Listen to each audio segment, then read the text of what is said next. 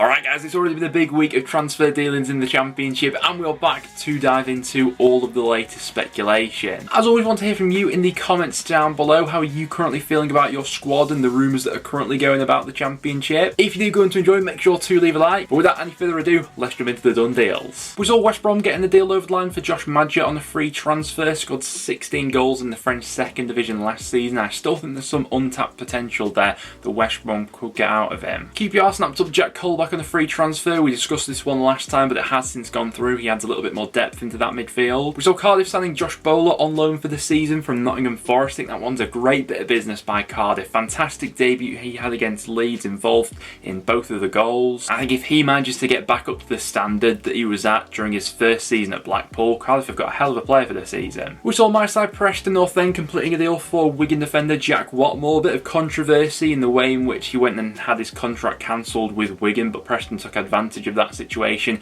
and snapped him up on a free transfer. We were looking for another option at the back since we let go of Bambo Diaby. He's joined Sheffield Wednesday for an undisclosed fee. I actually quite like that pickup from Sheffield Wednesday. I'm a little bit gutted that we let Bambo go, to be honest. He is a bit of an all or nothing defender. When you catch him on an off day, he can have an absolute disaster class, but when he's on it, he can be spectacular. We saw Stoke completing that loan deal for Luke McNally. He comes over on loan from Burnley for the season. Really good with Coventry last time. I think Stoke have got a fantastic player there for the year. But Rotherham picking up Andre Green on a free transfer, the former Aston Villa winger who spent the last couple of seasons playing in Slovakia of all places. In England, he's never quite been able to find that permanent home. He had a few loan spells out to varying degrees of success, but now he'll be looking to stick it at Rotherham. Hull have been landing up a deal for Brighton forward Aaron Connolly all summer. That deal has since gone through. We got to see him back in action for Hull over the weekend. Another good bit of business by Plymouth to get Finn Azaz back on loan for the season from Aston Villa. He did really well while out on loan there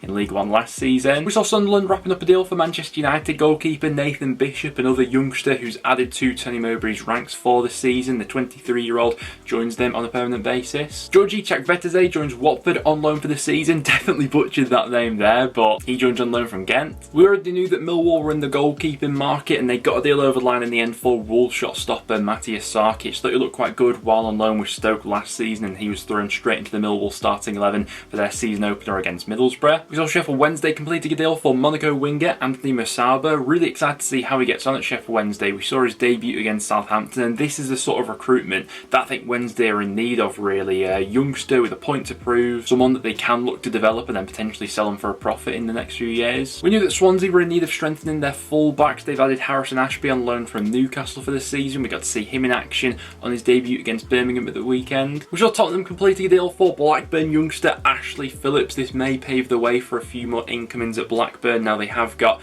a few players out the door. In the end, just £2 million Blackburn got for this deal because of a clause in the youngster's contract, which, I mean, going off his potential in the game isn't that much, but in that short term, that bump of cash could be handy for Blackburn. And we also saw Luton getting a deal over the line for Blackburn shot stopper Thomas Kaminski. Luton have been in the market for quite some time for a new goalkeeper, and they have finally landed on Kaminski. Really good Championship goalkeeper. Prior to that injury he picked up last season, was one of the best keepers in the Championship, and it'd be interesting to see how he gets on at Premier League level. We saw USA forward Haji Wright signing for Coventry on a permanent basis for a club record deal, a deal worth up and around £7.7 million.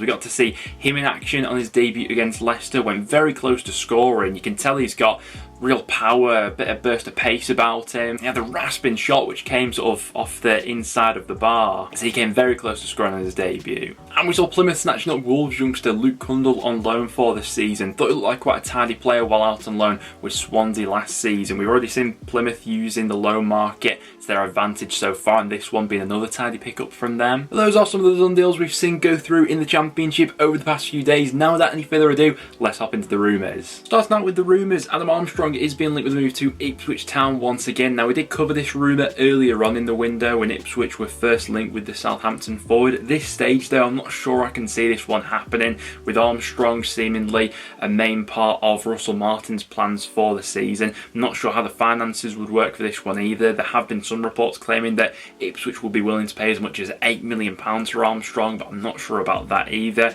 He's still contracted with Southampton until the summer of 2025, and seemingly so is going to be Russell Martin's main man this season. I think that Southampton will especially want to keep hold of Armstrong because the future of Che Adams is still up in the air, with plenty of Premier League suitors still chasing his signature. Crystal Palace, the latest club to be linked with the Southampton striker. Now, he's out of contract at the end of this season, and so this could be their last chance to go ahead and cash in on him. He did have an instant impact coming off the bench on Southampton's opening game of this Championship season against Sheffield Wednesday, but with as much Premier League interest as there has been in him, I wouldn't be surprised if the move goes through over these next few weeks. And what does the future hold for Romeo Lavia? He was on the bench for Southampton's season opener against Sheffield Wednesday, still being linked with a move to Liverpool, and Southampton have rejected Liverpool's third bid for the teenager, their latest bid being worth 45 million. Southampton adamant that they won't let him go for less than 50 million, and Liverpool have known this all along. They've been slowly raising what they're willing to pay for the teenager,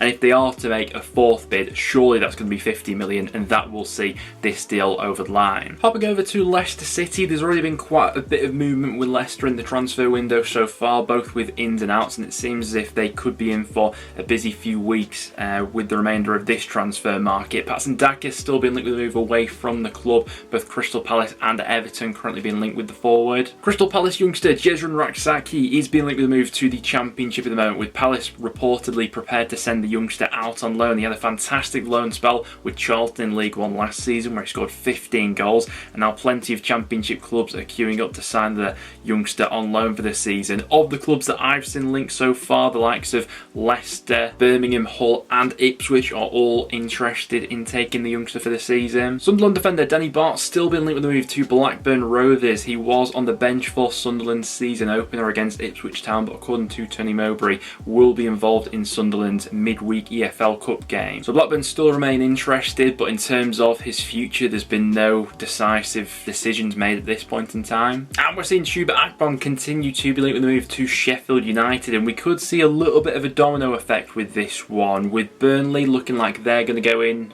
for Sheffield United midfielder Sander Berge. That could give Sheffield United a little bit more wiggle room to properly go in with a bid for Akpom. Now, we're in a little bit of a tricky spot with Akpom at the moment. His contract does expire in 2024.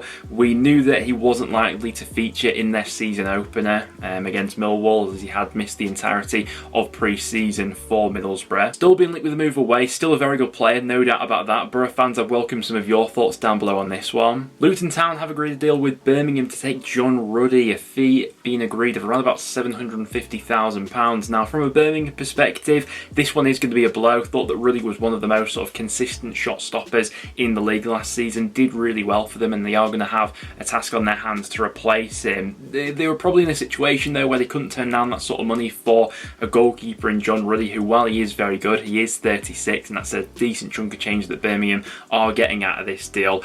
What it means for Blues will be interesting, whether they go into the loan market searching for his replacement, they're looking for someone on a permanent, or maybe is there a way in which Neil Etheridge gets back in as the Blues number one? Birmingham fans, would like to hear some of your thoughts on this one down below. Definitely would be a shame to see him going, but for that money, can't say no. It's looking more than likely that we will be getting a decision on Tom Cannon's future at some point during this week. Still plenty of Championship clubs interested, but as of recording, does appear as if Preston are still leading the queue to go ahead and get him back on a season-long loan deal. Was fantastic last season for North End with the numbers that he put up, and over a full Championship season, I mean, he could be the difference for Preston, really. The loan fee that is being reported is pretty hefty, £1 million at the moment, but I suppose it depends on how you look at it. Say, for instance, that Everton were going to cover all of his wages and Preston had to pay a loan fee of £1 million. Over the course of a season, that works out at about 20 grand a week. And if you were to ask me as a Preston fan, is Tom Cannon worth 20 grand a week? Absolutely. So I suppose that loan fee depends on how you go ahead and judge it, really, but all in all, I mean, it'll be a cracking deal, I think, for whoever gets Cannon in the end. He is real gold dust at this level in terms of his goal scoring ability. It's currently being reported that Leeds are in advanced talks for Liverpool centre-half Nat Phillips. Now, if you watch Leeds' opener against Cardiff, I don't think that anyone's in any doubt that Leeds definitely need a defender or two before the end of the transfer window.